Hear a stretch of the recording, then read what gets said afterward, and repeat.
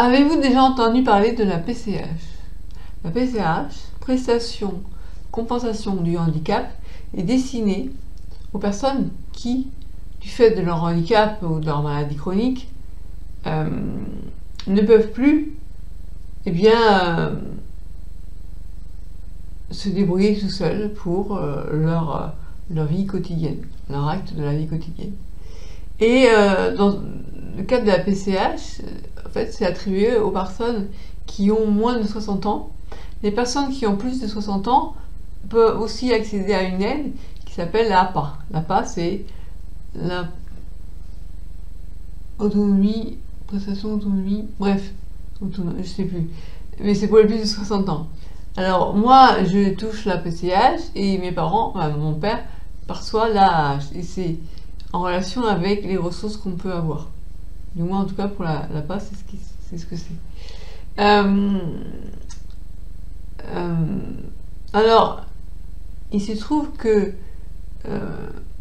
oui, avant que je n'aille plus loin, je vais dire que je crois que c'est attribué par le département. Alors, pour obtenir la PCH, il faut faire une demande.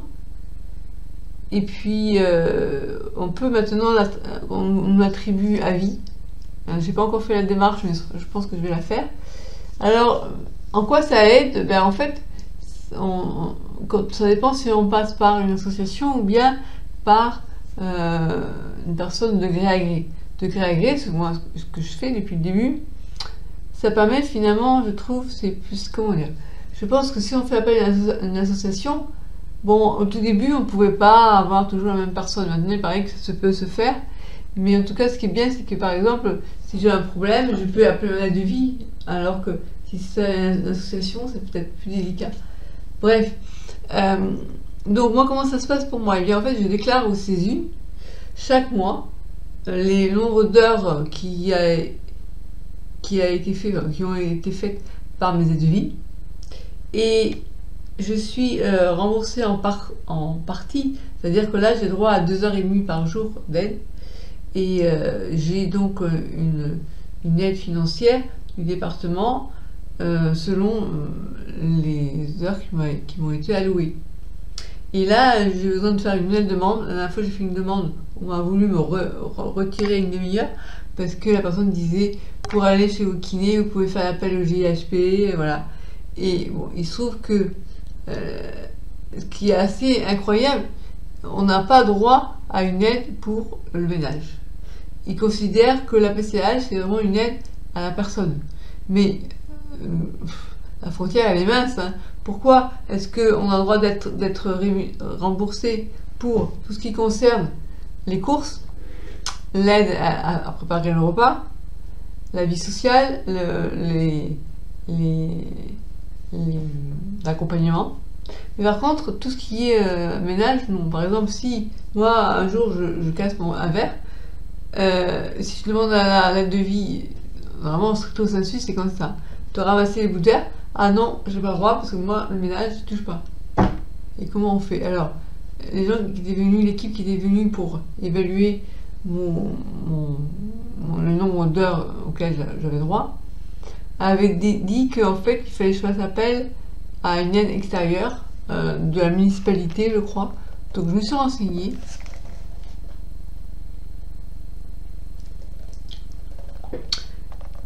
Et bien en fait, il y avait toute une liste de choses comment dire, je sais plus, il fallait leur montrer tous nos comptes, en fait, la vie d'imposition, enfin, il y avait un questionnaire, et il était... Moi j'ai vu ça, mais j'ai dit non, mais je peux pas, mais j'ai pas le droit. En fait, j'ai pas le droit à cette aide parce que il suffit qu'un jour on te donne, on te donne un bonbon, non, on va dire, tu reçois une donation de quelqu'un, c'est fini, c'est bon, ton aide elle a disparu. Donc j'y ai pas le droit. Donc au final, comment on fait? On paye de sa poche, voilà. Pour moi, il se trouve que j'ai l'aide de mon oncle, sinon je ne pourrais pas payer mes aides de vie des gré à gré. Alors je passerai par une association. Comment ça se passe? Bon, on paye en plus des cotisations sociales, c'est à peu près la moitié du salaire. Donc en fait, si j'ai droit à 2h30 par jour et qu'en fait compte, elles viennent en moyenne au moins 3h30 par jour, voire 4 heures, eh bien j'ai 1 h 30, c'est pour ma pomme. Et sur le nombre d'heures, je vais donc avoir une partie que je vais devoir la payer moi sans être remboursée. Et par exemple, si on part sur 1 000 € par mois, 500 € partent en cotisation sociale qu'on doit payer aux URSSAF. Voilà. Et je me disais, comment vous faites, vous, si vous avez besoin d'aide de vie pour le ménage? Voilà. Comment vous faites? Moi, de temps en temps, je peux me débrouiller toute seule quand je suis pas trop fatiguée, mais passer à l'aspirateur, aller par terre, c'est même pas la question, quoi. Donc voilà, et ça me paraît un peu hallucinant que de nos jours, si on nous accorde une aide financière pour nous aider pour tout ce que je vous ai dit, hein, bah, par contre, pour le ménage, on n'a pas le droit. Après, j'ai des situations quand même un peu difficiles à comprendre. Si je dis, si je casse mon verre, ben non, je touche pas parce que c'est le ménage. Alors tu me laisses me couper les doigts ou les pieds, bref. Voilà, donc comment vous faites et qu'est-ce que vous en pensez? Et je crois qu'avant, l'aide de vie n'avait pas le droit, enfin, comment dire, elle a le droit de faire ce qu'elle veut, hein, mais du moins, on n'a pas le droit de se faire rembourser si c'est pour faire les courses. Avant, ils n'avaient pas le droit de faire les courses. Maintenant, c'est autorisé. L'aide au repas, voilà. Bon, alors, je râle pas, parce que c'est bien hein, d'avoir une petite aide. Comment font les gens qui n'ont pas leur famille pour les aider? Voilà.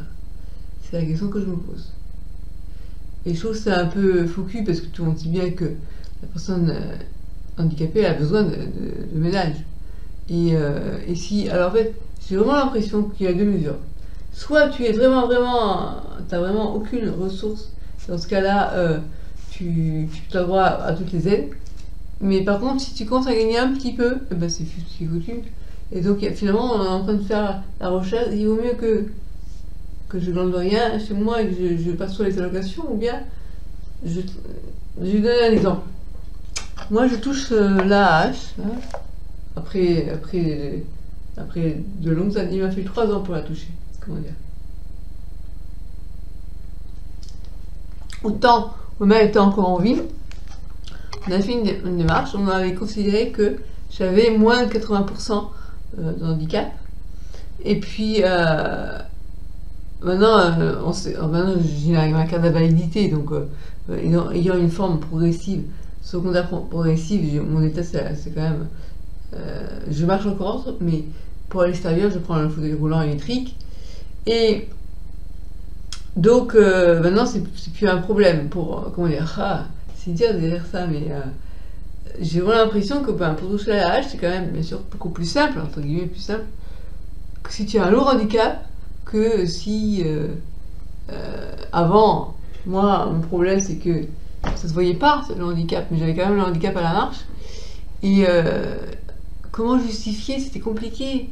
C'est comme de dire ta carte de stationnement handicapé, bah, si tu es en poussée, ça va être plus facile de l'obtenir. Si par contre tu vas bien, bah, en période où tu vas bien, les gens quand ils te voient sortir de ta voiture, ils te disent mais sa carte elle a volé quoi, parce que regarde comment elle marche bien, elle n'a pas de problème, elle n'est pas handicapée. Si c'est un fauteuil roulant par contre là oui. Quoique encore, il n'y a pas longtemps, j'ai été à une caisse, un grand centre commercial très connu, et puis on demande à l'Italia de passer devant, parce qu'on était pressés. Et là, il y a la caissière qui me demande « Vous avez la carte ?» Et il y a une cliente derrière qui fait « Mais attendez, elle n'a pas besoin, elle a le fauteuil, elle a un fauteuil. » Et j'ai quand même sorti ma carte, mais ça m'a fait rigoler. Elle me dit « Non, mais ça, c'est un automatisme, on me dit qu'il faut me demander la carte. » Donc elle me demande, voilà, ça m'a fait rigoler. Donc au fauteuil roulant, c'est le pass. Voilà, t'as le pass. Mais sinon, il y a la période où j'étais encore valide, mais il y a des fois où ça allait pas, soit quand j'étais en poussée, ben, j'avais du mal à marcher, soit quand j'étais pas en poussée, mais que pour un certain temps, je ne tenais plus debout. Et je me souviens une fois, je me suis fait engueuler parce que une caisse s'était libérée. Et ben, moi j'y suis allée, parce que je savais que faire la queue c'était difficile. Et à ce moment-là, il y a un gars qui dit « Vous avez pas honte, vous êtes jeune, regardez, vous avez une personne âgée devant vous, vous ne laissez pas passer. » Je fais « Excusez-moi, mais moi j'ai une sclérose en plaques, ça se voit pas, j'ai un handicap quoi. » Il fallait tout le temps me justifier, et c'est lui, voilà. La période où En fait, on m'avait diagnostiqué la maladie, mais je n'avais pas encore la preuve, comment dire. J'avais pas de cadre handicapé, j'avais pas de carte de traitement pour personnes handicapées, donc c'était super galère. Donc finalement, j'avais demandé à la neurologue de me faire un petit mot comme quoi j'avais une pathologie handicapante, je sais plus comment ça, ouais, qui me nécessitait d'être proche des. Enfin, ne pas avoir à faire des kilomètres, quoi. Voilà, afin de pouvoir me garer sur des places de stationnement pour handicapés. Mais ça, c'est un gros souci au regard des autres. Je rigole parce que j'avais l'idée de faire des stickers.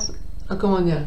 En fait, quand mon aide de vie elle m'amène chez la kiné, souvent les gens ils klaxonnent parce que vous arrêtez, parce qu'en fait il faut savoir que j'ai ma kiné en fait dans une rue à sens unique et il n'y a pas du tout de place de parking en face de chez elle.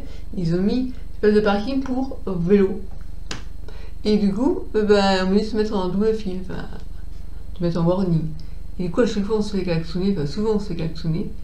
Et la dernière fois, le gars, il était presque un peu véhément, quoi. Alors, il voit bien que quand je rentre ou quand je sors de la voiture, je marche mal, quoi. Et donc, mon aide de vie, elle me dit, tu devrais mettre un autocollant sur la voiture où on voit que tu es handicapé, qu'il y a une personne handicapée à l'intérieur.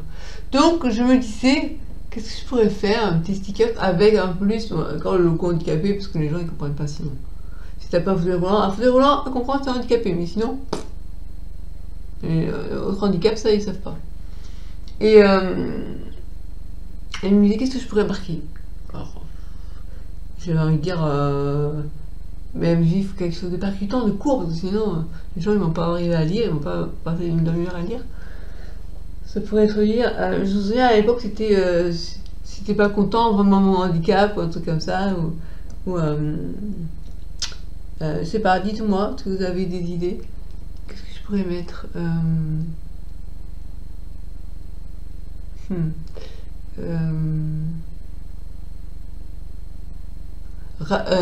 Toi, le valide, râle pas, parce que je te fais attendre, quoi. Qu'est-ce que ça pourrait dire? Ou alors, non, arrêt fréquent. Ouais, on met un logo d'une personne handicapée et on met arrêt fréquent. Ou alors, qu'est-ce que ça pourrait être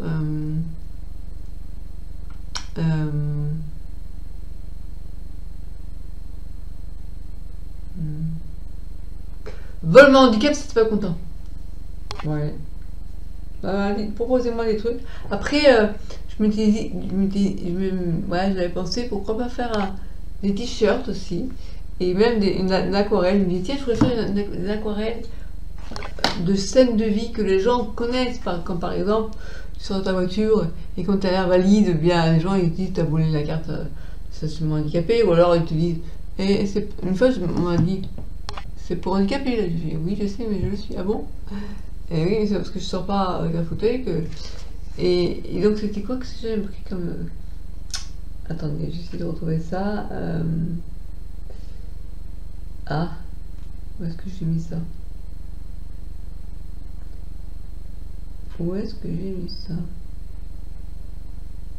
Ah, ça dit trouver. J'ai trouvé. Donc j'ai marqué.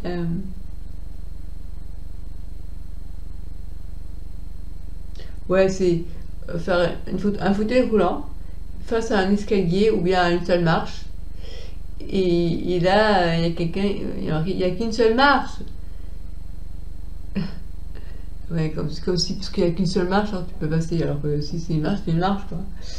Non, ben où est-ce que j'ai lu? Ben non, je sais pas retrouver. Ah si, attends. Non. Bon. Voilà, dites-moi si ça vous intéresserait que je fasse des aquarelles de scènes de vie, sur ce qu'on peut vivre avec Escrocs en plaque. Et puis aussi des vidéos qui pratiques, qui vous montrent comment agir sur le nerf vague, qui est le nerf responsable du système neuro-végétatif, système autonome, comme par exemple la digestion, la respiration, et agir sur le nerf vague, ça peut aussi aider à se sentir moins nerveux, plus détendu, moins stressé, moins angoissé. Voilà. Voilà. Bon, je vous laisse. Il faut que j'aille dîner. Ah oui, il est 20h41. Bye bye. Alors, bon voilà pour terminer cette vidéo parce que je me suis rendu compte qu'en vous parlant de... en vous parlant de quoi? En vous parlant de...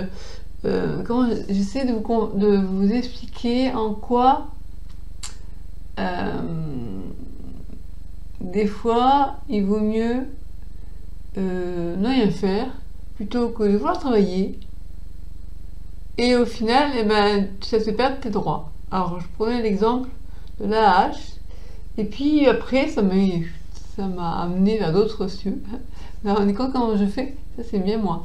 Une idée passe à une autre et puis il faut raconter mes aventures du début à l'époque où j'avais pas encore la carte prioritaire d'invalidité. Bref, en fait je voulais vous parler de l'AAH. Et la question que je me posais c'était, voilà, m'excusez, hein, je suis pas en pyjama mais en robe de chambre parce qu'il est quand même 1h du matin, donc bon. Et en fait, la question c'était de savoir est-ce qu'il vaut mieux finalement te contenter des 986 euros, je crois, ouais, ça a augmenté de 80 euros par mois, donc en gros de 900 euros par mois, ou bien de te dire ah, j'ai quand même travaillé pour gagner plus d'argent, parce que tu comprends, 900 euros c'est une allocation, c'est juste pour compenser le fait que t'as pas d'activité, donc du coup t'as pas de ressources, quoi. Mais il y a un moment donné où il faut bien réfléchir, parce que si jamais tu gagnes, imaginons, en travaillant 1500 euros, et puis tu te dis, bah finalement, je vais m'embêter à travailler pour finalement gagner 500 euros de plus. Et au final, est-ce que c'est mieux? Parce que si je gagne 1500 euros, donc je perds la hache, donc, et en plus, si ça se trouve, je vais perdre d'autres aides. Je me souviens au début, j'avais le droit au CMU, puis quand j'ai eu une donation, bah, j'ai tout perdu. Enfin bref, voilà, tout ça, on y réfléchit, quoi. Et ça demande un petit peu à spéculer, à avoir une stratégie un peu en disant, bon, finalement. Mais c'est comme les gens qui gagnent l'auto, n'importe quoi, Christelle. Non, mais c'est comme les gens qui travaillent en tant que salariés. Je voulais penser aux impôts. Il y a un moment donné où quand tu es dans une tranche, il vaut mieux moins travailler pour payer moins d'impôts plutôt que travailler un peu plus pour finalement gagner plus d'argent mais aussi payer plus d'impôts. Donc c'est un peu le bordel, quoi. Et donc au final, ça n'incite pas trop à travailler les systèmes actuels, je trouve. Et on n'aide pas beaucoup les personnes qui sont entrepreneurs. Et je vois... ouais, je vais pas donner de nom parce que il y a des gens qui sont à leur propre compte et qui galèrent, quoi. Et finalement, moi, avec la coiffeuse, je dois parler. Il me disait que de nos jours, c'est compliqué parce qu'on paie tellement de cotisations, tellement d'impôts. Voilà, donc ça incite pas. Et c'est dommage parce que ça fait partie de l'économie. Ce sont ces personnes-là qui font tourner l'économie, quoi. Voilà, bon, on arrêterait là. Et on va pas parler d'économie, on va parler d'autres choses après, mais c'est vrai que voilà.